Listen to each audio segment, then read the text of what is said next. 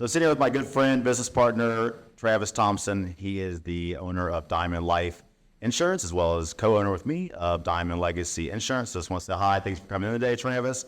Have you having a good day? Absolutely. Happy to be here. Yeah, glad to have you. So I wanted to start off asking a few questions. Travis, we know you came from a big athletic background, professional baseball for several years. Give us a little bit of your background in sports and all that stuff. Yeah, born and raised here in Charlotte, North Carolina, and had the opportunity to go play college baseball at East Carolina University, and even had another opportunity after that to play professional baseball as a pitcher. So I went to college as a shortstop, which is very unusual to then come out professionally as a pitcher. But I came out after my senior year with Cincinnati, and I played 5 years with Cincinnati and then traded a couple different times and was with Cincinnati, Cleveland, Toronto, Philly, Texas. And so about 8.5 years, and bounced around about every city in the minor leagues you can possibly think of, and just grinding it out. Gotcha. So you went from hitting home runs to selling life insurance. Did you ever think your career would throw you a curveball like this? So I had to do that. No fun. That's good. No pun intended. As I got into baseball, you never know when your career is going to end.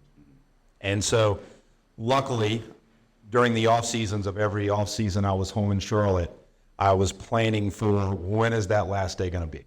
And in 2000 is when I got into the insurance business, and every off season would learn and work with clients and do as much as I can to be prepared for when that last day of playing was, that I could focus on the insurance industry, which happened to be in 2006, 2007, about 8 years later. Why was it insurance versus whatever else it could have been? Yeah, I went to college. I wanted to be a doctor. I was pre-med at East Carolina. Loved healthcare, loved sports medicine, and baseball said, you know what, you're not going to be able to do that, because I got to play 8 years professionally. And by that time I was 30 years old.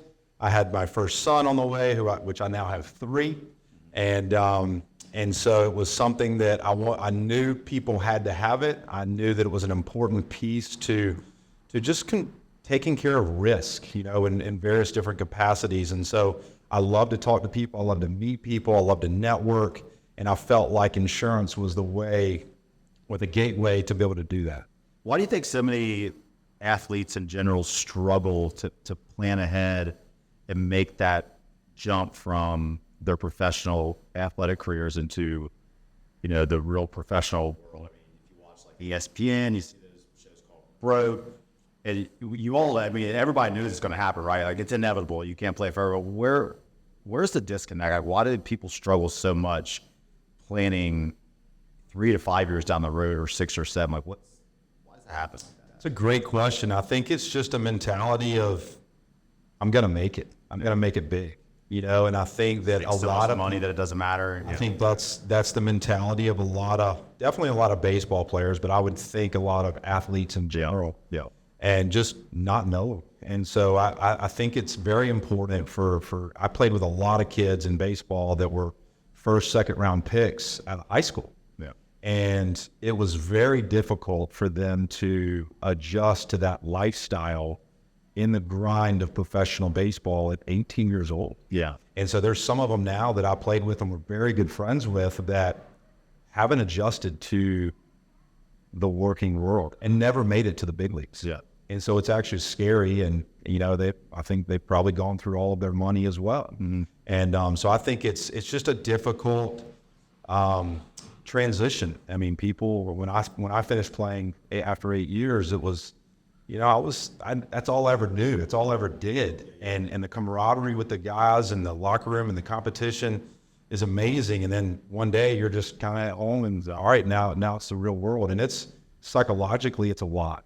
And so it's definitely a challenge. I think there should be some type of transition that these professional sports should teach, should talk about, should help with, to help people get integrated into the community and back into the working world, because it's definitely a gap. It's amazing. You see like Maurice Colorado and all these guys who thought were going to be everything, and all of a sudden now they're they're broke, they're working retail, whatever it may be. So I can imagine that's hard to do. You went from baseball to entrepreneurship. So what made you want to take that leap of faith, and like what were the similarities between entering between the two, right? Going from baseball to entrepreneur world, like what are the similarities? Like what made you take that jump? Yeah, it's all of the things that you learn through sports, right? It's adversity, it's hard work, it's dedication, it's discipline, it's networking, it's being in the right place at the right time. It's all the things that you learn as for me, a team player, transition very well to your own business. And how do you work on a team? How do you lead? Do you lead well, or do you not lead at all? And so all of those things, even though I didn't make it huge in baseball, it was still all of the other things that you learn through professional sports in general transition well to business life. And so that was what happened for me. It was all of those things that I took from baseball and applied it to be an entrepreneur and starting an insurance business. What one thing that you learned from one of your most impactful coaches do you think about or use today, even after all these years, as a saying or a concept or a way of being or something along those lines, or something that just really stands out, like that you remember and you use on a daily basis? It's a great question. Coach Keith LeClaire, East Carolina University. He's no longer with us. He passed away from Lou Gehrig's disease. He impacted so many players that I played with and that I didn't play with at the college scene. And if you look all over college baseball today, Clemson University, Eric Bakich, the head coach, he wears number 23. Cliff Godwin, the head coach at East Carolina, top 15 program in the country, wears number 23. Nick Schnabel, third base coach for Clemson University, wears number 23. Bryant Ward out in California wears number 23. That was Coach LeClaire's number. And you look back on your life, and there's always just this handful of people that truly impact your life in a big way. And he did that for me, and he did that for so many people around the baseball world. But a saying that he used to always say, back to your question, is good things happen to those who work hard and do it the right way. And so I always have carried that with me. It's just hard work and always being, determined to never give up, because there's so many uncontrollables in life, and you never know what adversity you're going to face. Pandemics, world wars, interest rates, inflation, health, and all the things, right, that are uncontrollables. And so, continuing to work hard, continuing to press on, those are the things that I look back and say, thanks, Coach LeClaire, for everything that you told us. Yeah, you said something there, determination. I put something on LinkedIn the other day, and it said that out of all the traits you can have as a founder, self-employed person, probably really any business for that, is unlimited determination, right? Because, right now rates are up. So everybody's jobs a little bit harder in the real estate industry, right? But determination is, I think, the key to all successful businesses. So I think that was probably great advice they gave you. When you're an entrepreneur, you have 3 kids. So we talked about it a lot. You and I talked quite a bit. They're all really good at baseball. And now you've went, I think your life is probably coming somewhat full circle to where you went to the sports world, you started your own business. Now you have 3 young men that are also playing baseball, and you coach all of them. I know that takes a lot of your time. And I don't even coach my kids. I have 3 kids that are younger, and I find it hard to balance that. But how in the hell do you balance 3 kids? You coach all 3 of them, right? 11, 13, 6, something like that, age-wise. How do you balance it? Because now you own your primary business. We have our insurance business together. You have 3 young men that also play baseball. They're exceptional as well. But how's it work? How do you do it? Great support system. It starts, at home. My wife, Mindy, she does an amazing job. We're busy 7 days a week. And then my mom, who also works in the insurance business, but also is a huge help here locally. So having that support system helps us get through week to week. But 3 boys playing. My oldest is just started his senior year at Providence High School. He's blessed enough to get the opportunity to go play at the University of North Carolina at Wilmington, so UNCW next year. He'll be a freshman. and he committed there to go play baseball. So super pumped and proud of him. And then my others are 14 and 12. And so it's a lot of dividing income. And, for example, this weekend, we got 2 of them playing. We got all 3 playing tournaments. One is in Atlanta, one is in Rock Hill, one is in Gastonia. So it's long. And, between the games and tournaments, we got practices, 5 days a week. And, but I wouldn't trade it. I know the window's only open, so far for so long. Yeah. And I can already see that with my oldest, going to college next year. I can't believe that time is already here. So even though we're tired at night and tired at the end of the week, I cherish these moments that we're making and these memories that we're making. I love to hear that. I think one of the struggles that I have and all entrepreneurs have is you're ambitious, you want to grow a big business, but having kids, managing their lives and all the sports stuff obviously tempers your growth, right? You could have grown a bigger business, right? Like you could have did 2x instead of this if you did it. Do that, and I think the trade-off's well worth it, but was that tough for you at times? I think like that. So there's certain times where like, I know I could be at work another hour, another 2 hours, but I read this thing the other day that 75% of the time you spend with your kids is before they're 12 years old, right? A window is short, like you said, and so you balance that act. But how have you balanced that concept of, well, I could be bigger, I could make more money, I could do more, but I might spend less on my kids? I'm sure it's a struggle with everybody, but is that something that you thought about or cognizant of, and how did you overcome that? That's it definitely learned over time. Now that my kids are a little older, learning that over time. Early on, it was constant struggle, but now recognizing that just making memories, being in the moment. That's another thing. Is even though we're there and we're present, are we really there and present? Are we in a moment? Are you looking at your phone? Yeah. So those are things that you don't want to look back on 10 years from now when the kids are growing older and say, hey man, I wish I would have done this. I wish I would have done more. Yeah. Yes. And so recognizing the opportunity that we have today and making the most of memories with it. Yeah. What have you learned? So obviously as a coach, right, you're coaching your kids, and there's part of it being a father, part of being a coach, but what do you instill in them from what you've learned that you think is most impactful for them as they go towards maybe what you did, right? What are the main kind of maybe 3 or 4 things you really try to instill in them that to be strong, proud, confident young men? What kind of things do you teach them? Yeah. I think the biggest is just overcoming failure. And I think that comes with baseball, right? Baseball is a huge game of failure. You're pretty much failing every single day. And it's a tough sport when you really get into the grind of it, because you go to bat 10 times, you're going to maybe get 2 or 3 hits out of 10, and the other you're failing. It's the same thing as a pitcher sometimes. And so it's just taking that and saying, okay, if we fail, how do we learn from it? What did we learn from that? And how can we make us better tomorrow?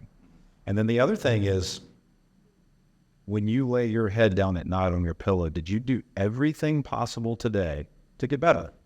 And it might just be something little, but can you look yourself in the mirror and say, I did everything I possibly could to do something to myself to get better? Whether that's sports or school or whatever it is you might be working on. Those are the things that we talk about at our house to try to, help our kids, be prepared for getting in the real world. Would you want them to take the path you took? The exact same path. The exact same path. Wow. I wish it would have been a little. I wish I could make it easier for them. As a parent, we want to make it easy for our kids. We want to, take care of things, and so that's a struggle for me every day. I want to fix things. I'm a fixer. I want to make sure it's perfect for them. Yeah. But at the same time, are they really learning? And so, to answer your question, yeah, I think so. I think that that would be a good path. It would be a hard path, just because of all the adversity that I had as a player and and things that I went through with injuries and things like that. But no, I think I would be okay with that. Yeah, good. I feel the same way about my life too. Like there's ups and downs, but yeah, I agree with you. So we talked earlier, and I think you alluded to the fact that you play sports, and if you go professional, that probably means you were a pretty big deal in middle school, high school, college. I mean, and then the music stopped for you, right? You had to get to the professional world. Do you sometimes feel like the music's going to stop again when your kids get out? And like, how do you prepare for music stopping 2.0? Have you thought much about it? Like, what's the next version of you going to be after they get out under your wing? You're not coaching them anymore, which I guess is 5-6 years away for you, right? You really contemplate that. It's scary, Roger, that you just positioned that question because I haven't got there. Well, it's interesting thing. And it's like to me, when kids leave high school and leave to college, I mean, it's a big difference. I'm asking that for myself, by the way. I'm just generally curious. Yeah, I'm already, next year, I'm already looking at, Brady leaving, and I'm like, man, this is our house dynamic. Yeah, it's going to be so different. Yeah, we're used to through boys, and we do our thing, and we're always there. We know where everybody is, and so yes, I don't know how that's going to work. I know that baseball will always be in my life. It's just my blood. It's in me. It's part of me. It's who I am. It's who I, will always want to be. And so I don't know what that looks like. I'm sure I'll be in some type of leadership coaching role, even if it's grandkids. I get the lucky enough opportunity to do that. Or is it just pouring back into the community through camps and giving back through baseball that way, which we'll do today and during the summers. But no, baseball's a part of me. It's going to be a very sad day when my kids hang up their cleats, whenever that is. And just because we have so many memories and so much time and so much that we've done through baseball, it's going to be tough. Yeah. Would you ever coach like a college team? They asked you. I would love to coach high school or college. Yeah. I think it would be amazing. I think the kids are still impressionable. I think the things that you can teach them at those ages are off the charts. And kids at those ages want to learn. They are hungry. They want to be developed. They want to make it to the next level. And so that would fit very well with something I would be aligned with. So one thing I've noticed about you is I think you have the way you say things, it's from a coaching perspective. And I think that's awesome. That's why I love talking to you so much. So there are some parallels between, growing your athletic career. And then I have a bunch of young people here, right, that work for me. A lot of people in their 20s and mid-20s. And, we're going through a tough time in the mortgage world right now, right? We all know it. Rates are the highest they've been in 3 decades. The mortgage business is down, and a lot of it's perseverance, determination, like we talked about, being positive. What advice would you give to somebody that worked for me or somebody in this type of career that knows it's tough and wants to keep going, but having a hard time finding the intestinal fortitude to do it? What kind of advice would you give somebody like that? I think you know all that with what you would give one of your athletes. Yeah, I think the word that comes to mind is just optimism. I mean, there's so much to that word to me, is because sure, we can dwell on everything that's negative around us or in the world or what's going on, but I think you have to get up each day and with the optimism that I'm going to succeed, we're going to push through, we're going to push forward. And I just think that's the word that comes to mind is as we're going through what we're going through in the, in the mortgage industry and the interest rates and, all those uncontrollables at times. And so I think optimism for me is the word. And, I try to teach my kids that just because, it's a tough world, right? It's a tough place to be in with social media and the pressures of I just saw that with my oldest.